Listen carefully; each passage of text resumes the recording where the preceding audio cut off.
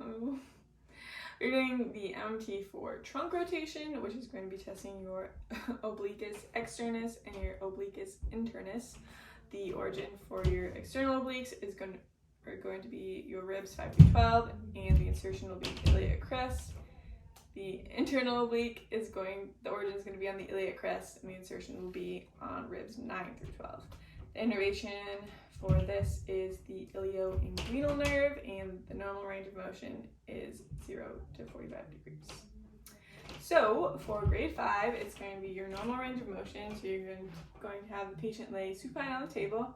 They're going to put their hands behind their head or lightly on the sides of their head, and you're going to ask them to bring their right elbow to their left knee. Relax. So when you're asking them to do this, it's going to be the opposite for the external oblique. So when you're raising your right elbow to your left knee, you're testing the left external oblique, but you're looking for the right internal oblique. So again, grade 5 would be having the patient being able to lift the scapula off the table. So go ahead and bring your right elbow to your left knee, contracting the left external oblique and the right internal oblique. If they have weak hip flexors, you can stabilize at the pelvis. Go ahead and do the same thing. Good, and relax. And then for grades 4, you'd ask them to do the same thing, but this time your arms would be crossed.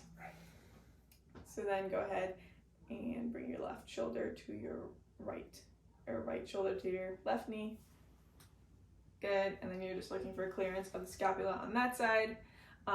Grade 3 would be the same cues again, just with outstretched arms. So reach your hands to your toes, up in front of you, yeah. And then right shoulder to the left knee. Good, looking for clearance. The therapist can see and make sure that they have clearance.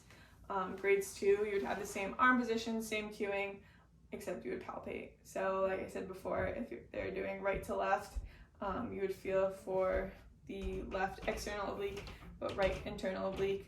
And then grades 1, you would have them bend their knees, so their feet are flat on the table. Their arms are just going to be down by their side on this one. And then you're going to ask them to bring that shoulder up again and just palpate this time, looking for the depression of the ribs. Go ahead and relax. If there's just a trace of contraction with this and no movement, that would be a grade 1. And then again, no movement would be a 0. And then for this one, you would be testing it bilaterally as you go through.